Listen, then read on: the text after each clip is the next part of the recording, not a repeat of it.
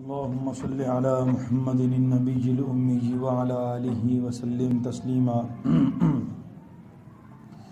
أعوذ بالله من الشيطان الرجيم بسم الله الرحمن الرحيم يا أيها الذين آمنوا لا تسألوا عن أشياء إن تبد لكم تسؤكم وإن تسألوا عنها حين ينزل القرآن تبد لكم عفى الله عنها والله غفور حليم قد سألها قوم من قبلكم ثم أصبحوا بها كافرين ما جعل الله من بحيرة ولا سائبة ولا وصيلة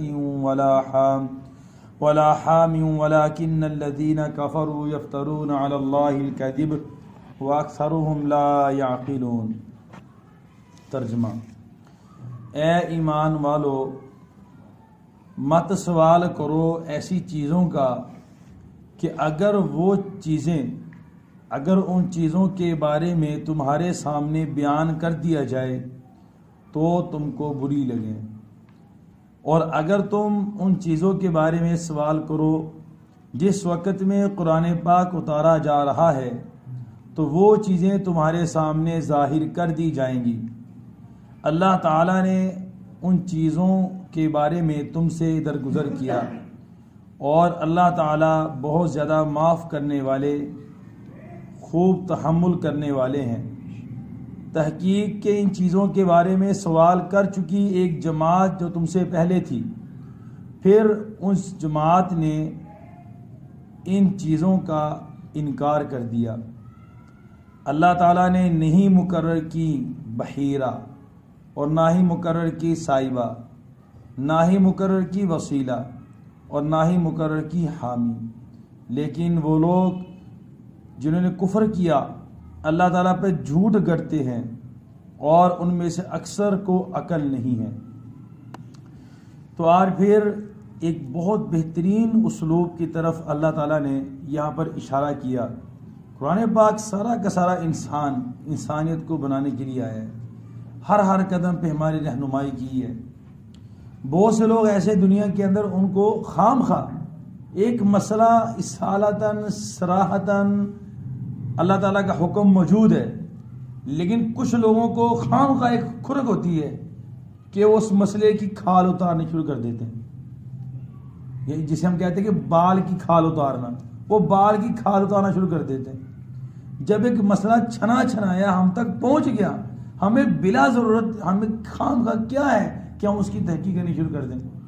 ایک مسئلہ ہمارے پاس آ گیا، ہمیں یقین ہے کہ ہمیں جس نے بیان کیا وہ سچا ہے، ہمارے پاس مسئلہ پہنچ گیا، اب ہمیں کیا ہے کہ خام خواہ جو ہے پھر اٹھے نہیں جی نہیں یہ مسئلہ غلط ہے۔ اب آج ہمارا جو اعتبار ہے قرآن پاک، احادیث پیغمبر، سیرت صحابہ سے جو اصول بنے ہوئے تمام کے تمام اس کے مطابق آج تک علماء کرام مسائل بیان کرتے ہوئے آ رہے ہیں۔ اب آج ایک بندہ اٹھ کے کہتا ہے کہ میں ان تمام علماء کی تحقیق کو نہیں مانتا، میں تو سیدھا جاؤں گا اللہ کے نبی کی زندگی سے سیکھ کے آؤں گا جا کے، یا صحابہ کی زندگی سے سیکھ کے آؤں گا۔ تو خدا کے بندے، اللہ کے نبی تک پہنچنے کے لیے صحابہ واسطہ ہیں، صحابہ تک پہنچنے کے لیے تابعین واسطہ ہیں، اور تابعین تک پہنچنے کے لیے یہ علماء واسطہ ہیں۔ ساری کتابیں تو علماء نے لکھی ہیں، ساری حدیث تو علماء نے جمع کی ہیں۔ جب ان پہ تمہیں اعتماد نہیں ہے تو ان تک کیسے پہنچو گے؟ قرآن ہم تک پہنچا ہے اس تمام علماء، صحابہ، تابعین، محدثین، فقہا کے ذریعے سے، اور تم کہو کہ ہم محدثین فقہا کی تحقیق کو نہیں مانتے، ہم تو وہاں جائیں گے وہ اوپر سے پہلی صدی کے اندر، تو یہ نہیں ہو سکتا۔ تو کچھ لوگوں کو خام خواہ ایک طبیعت میں سوال غالب ہوتا ہے، تو اس کی وجہ سے ان پہ پابندیاں بھی بہت سخت لگ جاتی ہیں۔ اور یہ سوال پہ سوال کرنا بنی اسرائیل کی عادت ہے۔ آپ کو یاد ہے نا پہلے اس پارے کے اندر واقعہ تھا وہ گائے والا، کہ انہوں نے اپنے چچا زاد بھائی کو قتل کر دیا تھا، بعد میں حکم وہ چور پکڑا بھی گیا، تو سزا کیا تھی کہ اس ایک گائے لو، اس کو ذبح کرو، اس کے گوشت کا کوئی بھی لوتھڑا لگا دو تو وہ مردہ بول کے بتا دے گا کہ مجھے کس نے قتل کیا ہے، مسئلہ حل ہو جائے گا۔ اب انہوں نے سوال کرنا شروع کر دیا، اس کا رنگ کیسا ہو، وہ کس طرح کی ہو، وہ یہ 2-4 سوال کیے، پورا وہ رکوع ہے اس کے اندر، تو وہ ان پہ پابندی لگتی گئی۔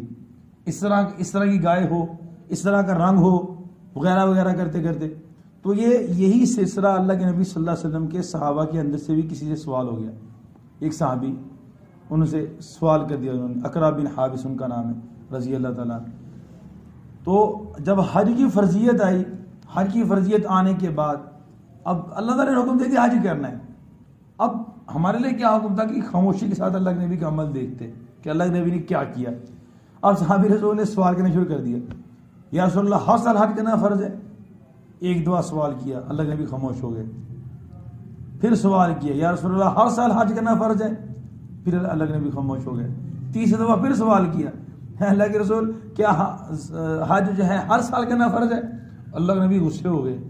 فرمایا اگر میں تمہارے جواب میں ہاں کہہ دیتا تو تمہارے لیے ہر سال حج کرنا فرض ہو جاتا. میں تمہیں جتنی بات کہتا ہوں اس کو مان لو، جو میں نے تم سے نہیں کہا اس کے بارے میں خاموشی اختیار کرو، جتنا کہہ دیا وہ کر لو. اب مزید سوال کرو گے تو پھنس جاؤ گے. تو اتنی بڑی تنبیہ کی اللہ کے نبی صلی اللہ علیہ وسلم نے. تو ایسے بہت سے لوگ آج بھی ہمارے ادھر پائے جاتے ہیں. ایک مسئلہ سامنے آ گیا، اب وہ مسئلے کی کیا کریں گے، کھال کھانے شروع کر دیں گے. یہ مسئلہ ایسے کیوں ہے، یہ مسئلہ جو ہے ایسے کیوں ہوتا ہے، یہ مسئلہ ایسے کیوں ہو سکتا ہے، ایسے بھی تو ہو سکتا ہے، لہذا شک و شبہات میں ڈال کے ایسے بھی ہو سکتا ہے ایسے بھی ہو سکتا ہے، لہذا اس کی تحقیق کرو. چلو وہ جو مسئلہ صحیح ثابت شدہ مسئلہ تھا اس کو پھر دوبارہ تحقیق میں لگ جاتے ہیں. نتیجے میں کیا ہوگا، جس موقع پہ وہ مسئلہ ہم نے عمل کرنا تھا وہ موقع ہمارے ہاتھ سے نکل جاتا ہے، اچھے کام کی بجائے ہم برا کام کر جاتے ہیں. زندگی میں چلنے کا ایک آسان سا راستہ ہے. ہمارا تعلق جن لوگوں کے ساتھ ہے ہم کہتے ہیں ان پہ اعتماد کرو. دیکھیں نا، میں آپ کے سامنے بیان کر رہا ہوں اردو، اب آپ اردو چھوڑ کے کہہ رہے ہمیں اردو نہیں پڑھنی، عربی پڑھنی ہے. آپ جہاں سے بات کریں ہم نے وہ چیز پڑھنی ہے. تو میں نے تو 9 سال لگا کے عربی تھوڑی بہت سیکھی ہے، میں پڑھ لیتا ہوں وہاں جا کے، آپ کیسے پڑھیں گے؟ تو مشکل ہو جائے گا آپ کے لیے. تو جو مسئلہ ہم بھی ایسے ہمارے علماء نے بڑی بڑی کتابیں دیکھ کے لکھ کے بتا دیا، ترجمے کر کے ہمیں دے دیے. اب ہمیں کیا مصیبت ہے کہ ہم بڑی بڑی کتابیں پہلے عربی چھانے اور بھی مسئلہ نکال کے اردو نکال کے آپ کے سامنے بیان کریں آگے. جو جتنی مشقت انہوں نے کر دی آخر کسی وجہ سے تو کی ہے نا. حضرت امام بخاری رحمۃ اللہ علیہ نے ایک حدیث کے لیے کتنے سفر کیے، دمشق، کوفہ، بصرہ، کہاں پوری دنیا پھر کے حدیث جمع کی، پھر بہت سی حدیث جمع کی، ان میں سے پھر چھانٹ کے جو ہے انہوں نے اس بخاری شریف کے اندر حدیث لکھی. اب ہم کہہ رہے کہ ہم حضرت امام بخاری رحمۃ اللہ علیہ کی بات کیوں مانیں؟ جتنی مشقت انہوں نے کی ہے ان کی مشقت سے ہمیں آج فائدہ ہے. ہم ان کی مشقت، اگر اتنی مشقت ہمیں کرنی پڑ جائے تو ہمیں پتہ نہیں کتنی زیادہ تکلیف کا سامنا کرنا پڑے. ان کی مشقت کی ہوئی کو ایک کتاب کے اندر جمع کر کے ہم آرام سے مدرسے کے اندر بیٹھ کے پڑھ دیتے ہیں. قال رسول اللہ صلی اللہ علیہ وسلم. اب ہم کہیں نہیں ہم ان کی بات کو نہیں مانتے، ہم پیچھے جائیں گے. حضرت امام بخاری نے جہاں سے حدیث لی ہم اس کی بات کو مانیں گے، لہذا یہ جن کے شاگرد ہیں ان پہ ہم اعتماد نہیں کہ استادوں کے پاس جائیں گے، تو پھر ان کی محنت کرنے کا کیا فائدہ ہوا. تو دین کا سلسلہ چلتا ہے، ہمیں اعتماد کرنا پڑے گا. اگر ہم کہہ رہے ہیں اللہ کے نبی کے صحابہ تھے تو صحابہ کے بعد تو پھر کسی پہ اعتماد کریں، تابعین پہ اعتماد کر لیتے، تبع تابعین پہ اعتماد کر لیتے ہیں. تو اس کے بعد تو سارے ان کے شاگرد بھی تک چلتے ہوئے آ رہے ہیں نا. ہم کہہ رہے ہیں ہم نے اصل استاد سے جا کے سیکھنا ہے، تو شاگرد سارے غلط ہیں پھر درمیان میں. پھر تو نہ قرآن پاک ہمیں مضبوط پہنچے گا. قرآن پاک بھی ان شاگردوں نے ہمارے پاس پہنچایا، ایسی حدیث بھی ان شاگردوں نے ہمارے پاس پہنچائی ہے، ایسی فقہ بھی ان شاگردوں نے ہم تک پہنچائی ہے، سارے مسائل نوٹ کر کے. تو اگر ہم ان شاگردوں کو نکال دیں گے تو پھر اصل کیسے، اصل ہمارے پاس بہت دور نکل جائے گی. تو خام کا سوال نہیں کرنا چاہیے. یہی مسئلہ ہے جی. اس مسئلے کا حل کیا ہے جی؟ یہ اس مسئلے کا حل ہے جی.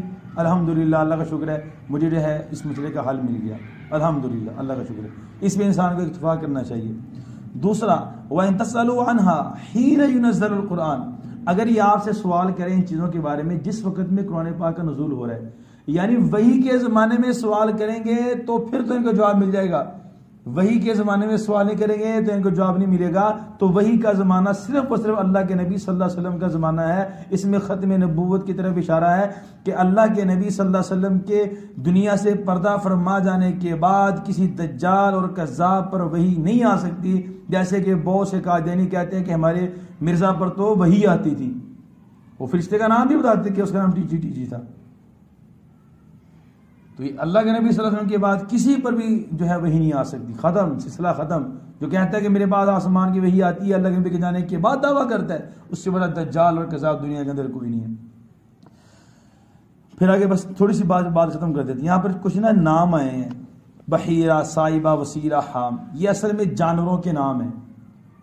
مشرکین نے ان جانوروں کو خاص کیا ہوا تھا بتوں کے لیے۔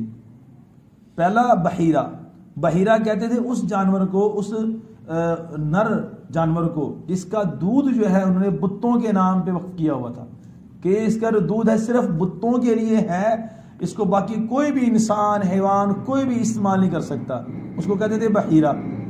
دوسرا کہتے ہیں یہاں پر آیا لفظ صائبہ، صائبہ کہتے ہیں اس جانور کو جس جانور کو بت کے نام کے لیے چھوڑ دیا جائے، جیسے کہ آج ہمارے معاشرے کے اندر پیروں کے نام پہ جانور چھوڑ دیے جاتے ہیں، یہی جانور ہے فلاں پیر کے نام کا، وہ چھوڑ دیتے تھے بتوں کے نام پہ، ہم چھوڑ دیتے تھے پیروں کے نام پہ۔ فرق کیا ہوا؟ حالانکہ اس کا مطلب کیا ہوتا ہے؟ اس کا مطلب ہوتا تھا کہ یہ گوشت پیر ہی استعمال کر سکتے ہیں، اس کا گوشت جو ہے وہ بت مراد لیتے تھے کہ اس کا گوشت بتوں کے لیے ہی استعمال ہو سکتا ہے، باقی کسی کے لیے کھانا حلال نہیں ہے، اس کا مطلب یہ ہوتا تھا۔ ایسے آگے ہمیں وسیلہ، وسیلہ کہتے ہیں اونٹ کو، اس اونٹ کو کہتے ہیں کہ جس نے مخصوص تعداد کے اندر نر کے مادہ کے ساتھ جو ہے ملاپ کیا ہو، اس کو بھی جو ہے بتوں کے لیے خاص کر دیتے تھے کہ یہ بتوں کے لیے، یعنی اس سے کوئی بھی فائدہ ذاتی طور پہ نہیں اٹھا سکتا، بتوں کے لیے ہی کام لیا جا سکتا ہے۔ حام کہتے تھے اس اونٹنی کو، اس نے بچے بہت سارے جنے، اس نے بہت سارے بچے پیدا کیے، اونٹنیاں یا اونٹ جو بھی، لیکن اس میں نر اس نے پیدا نہیں کیا، تو اس طرح کی اونٹنی کو بھی وہ بتوں کے لیے خاص کر دیتے تھے، اور یہ الزام لگاتے تھے اللہ تعالیٰ پر کہ اللہ تعالیٰ نے ہمیں یہ حکم دیا ہے کہ ان کو ہم بتوں کے لیے خاص کریں، اور بتوں کے لیے خاص کر کے ہم اللہ تعالیٰ کے قرب حاصل کرتے ہیں۔ یہ ان کا نظریہ تھا، تو اللہ تعالیٰ نے ان کے نظریے کو توڑا کہ اللہ تعالیٰ نے نہ کوئی بحیرہ بنائی ہے، نہ کوئی صائبہ بنائی ہے، نہ کوئی وسیلہ بنائی ہے، نہ کوئی حام بنائی ہے، یہ تو ان کے بڑوں نے جنہوں نے کفر کیا تھا، یفترون علی اللہ الکذب، اللہ تعالیٰ پہ جھوٹ باندھا ہے۔ اللہ تعالیٰ نے کب حکم دے دیا کہ ان کے ذریعے سے میرا قربت حاصل کرو؟ اللہ تعالیٰ شرک سے پاک ہے، اللہ تعالیٰ کا کوئی شریک ہی نہیں ہے۔ وَأَكْثَرُهُمْ لَا يَعْقِلُونَ، ان میں سے اکثر کو تو عقل ہی نہیں ہے، بت پرستی کر کے بتوں کے نام پہ خاص کر کے کہہ رہے ہیں کہ ہمیں اللہ کا قرب حاصل مل رہا ہے۔ اگر وہ لوگ بت پہ چادر چڑھاتے، ہم غور کریں کہ ہمارے ارد گرد کتنے لوگ ایسے ہیں کہ وہ جا کے قبر پہ چادر چڑھاتے ہیں، کتنی بڑی زیادتی ہے۔ وہ لوگ جانوروں کو خاص کرتے ہیں بتوں کے لیے، ہم جانوروں کو خاص کریں پیروں کے لیے یا مزاروں کے لیے، کہاں تک ٹھیک ہوگا؟ وہ جو ہے ان چیزوں، ان کے دودھ کو استعمال کرنے کو ناجائز سمجھتے تھے بت کے نام پہ، ہم اپنے جانوروں کے دودھ کو استعمال کرنے کو ناجائز سمجھتے ہیں پیروں کے نام پہ۔ فرق کیا کیا ہم نے؟ اگر تو ہم یہ عقیدتاً کرتے ہیں، عقیدتاً سے مراد ہم یہ سمجھتے ہیں کہ یہ اس کو جائز سمجھ کے، حلال سمجھ کے، ایک حلال چیز کو حرام کر رہے ہیں، تو ہم دائرہ اسلام سے باہر ہو جائیں گے۔ ویسے کسی کی خدمت کرنا کون سا منع ہے؟ کسی بزرگ کی، کسی ولی کی خدمت کرتے ہیں آپ، دودھ پلا دیں، کھانا کھلا دیں، کوئی منع نہیں ہے۔ جب اس کو خاص کر دیں گے تو پھر مطلب کچھ اور ہو جائے گا۔ تو اللہ سے دعا ہے کہ اللہ جل شانہ ایک تو ہمیں اپنے علماء پر اعتماد کرنے کی توفیق عطا فرمائے کہ وہ ہمارا سرمایہ ہے، خود بڑے محقق نہ بنے کہ ہم بڑے محقق ہیں، ہم سے بڑے بڑے علم کے دریا بیٹھے ہوئے ہیں، ہم تو کچھ بھی نہیں ہے، کیا پیتی کا شوربہ۔ اور دوسرا جو ہے اپنے اعمال اور عقائد کو اللہ جل شانہ ہمیں درست کرنے کی توفیق عطا فرمائے۔ بسم اللہ الرحمن الرحیم، اللہم انت السلام ومنک السلام، تبارکت ربنا وتعالیت یا ذا الجلال والاکرام، اللہم اہدنا واہد بنا واجعلنا صوبا لمن اہتدی، صلی اللہ علی النبی الکریم وعلی آلہ واصحابہ اجمعین۔